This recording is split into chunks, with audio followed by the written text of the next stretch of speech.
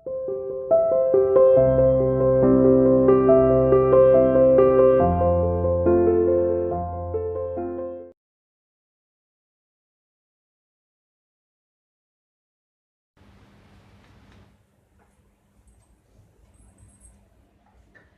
Students, welcome to CR international school online classes. आते हैं बेटा फिर दोबारा से अपने reader chapter number 10, a boy who became the king. ठीक है, एक लड़का जो कि राजा बना। ठीक है बेटा, ये चैप्टर में आपको अब तो अच्छे से समझ में आ गया होगा कि अर्थर कौन है, यूथर पेंड्रागन कौन थे।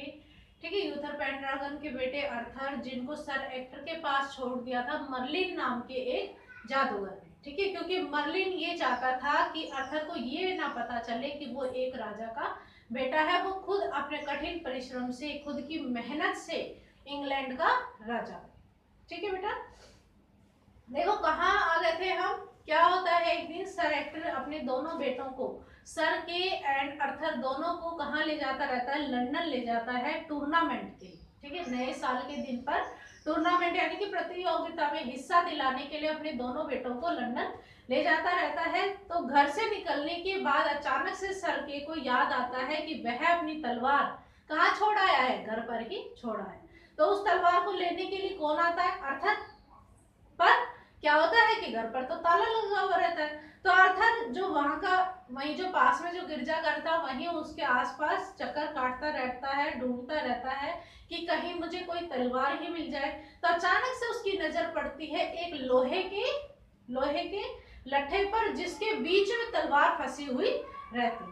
देखो उसके बाद क्या होता है, ऑन द स्टोन वर रिटन दीज वर्ड, और उस लोहे के पत्थर पर कुछ शब्द लिखे हुए थे। क्या शब्द थे वो, whoever pulls the sword out of the stone, जो भी इंसान इस तलवार को इस लोहे के पत्थर में से निकाल लेगा, is the true king of England, वो ही इंग्लैंड का सच्चा राजा बनेगा। ठीक है, ये शब्द उस पर लिखे हुए थे कि जो सच्चा राजा है इंग्लैंड का, वो ही इस तलवार को आसानी से निकाल सकता है, वो ही इस इंग्लैंड का राजा बनने के लायक।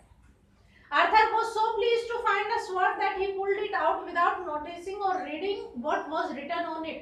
Arthur को बहुत ज्यादा जल्दी थी, वो उतावला हो रहा था एक तलवार ढूंढने के लिए। ठीक है, तो अचानक से क्या करता है, उस तलवार को अपनी ओर खींच लेता है विदाउट नोटिसिंग। वो कोई भी ध्यान नहीं देता है या ना ही वो पढ़ता है कि उस बॉक्स पर क्या लिखे हुए हैं, उस लोहे के पत्थर पर क्या वर्ड्स लिखे हुए, ये अर्थर ने पढ़े नहीं, क्योंकि उसका ध्यान सिर्फ किस चीज पर था, सिर्फ तलवार पर था। उसे तो तलवार ले जानी थी।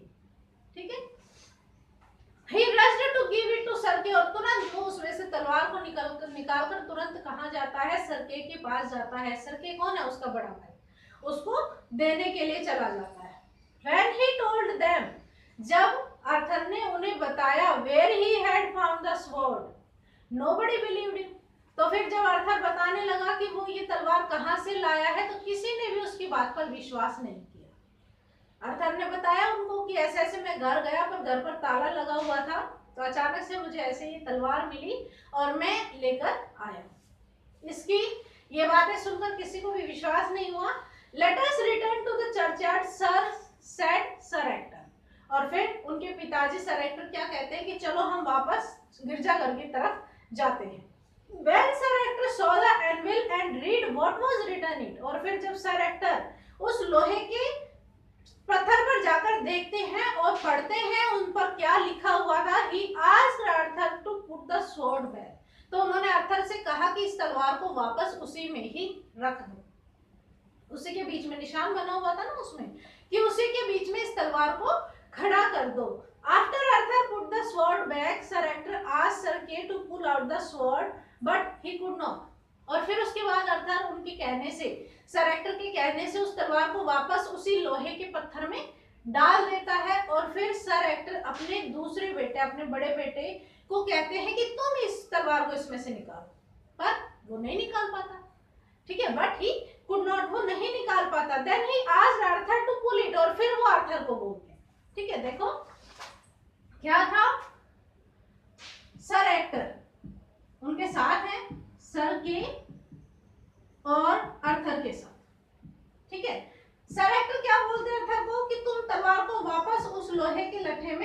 लगा दो। इस तरीके से उसने वापस उस तलवार को उसमें लगा दिया, ठीक है।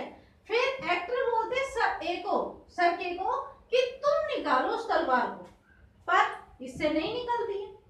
फिर वो दोबारा से अर्थर को बोलते कि तुम निकाल के दिखाओ, तो वो उस तलवार को उसमें से निकाल देता है।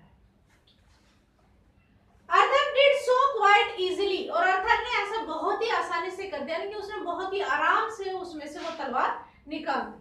Sir Ector went to the archbishop Canterbury, Canterbury एक जगह का नाम है, इंग्लैंड में ही है कैंटरबरी। वहां के आर्क बिशप कौन होते हैं?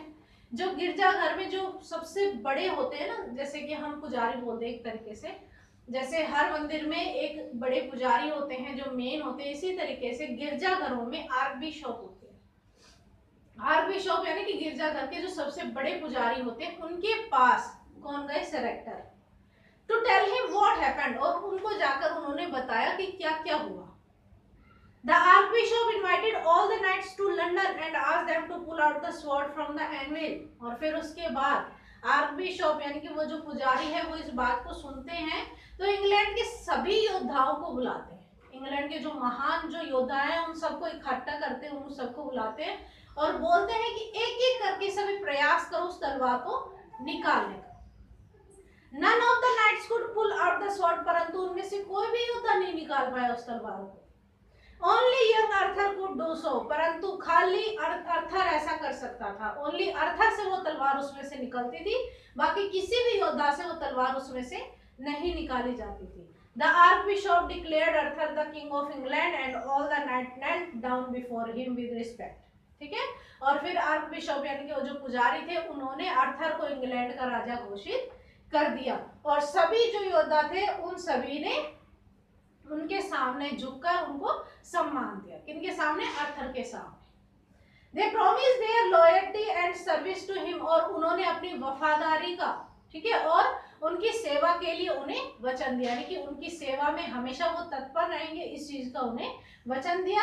Soon Arthur was crowned the king, और फिर मतलब जल्दी से अर्थर को ताज पहना दिया गया। क्राउन का मतलब होता है क्राउन द किंग, यानी कि उसे राजा बनाकर उसके सिर पर ताज पहनाया। किंग अर्थर रूल्ड वेल, और फिर किंग अर्थर राजा अर्थर ने बहुत ही अच्छे से शासन किया।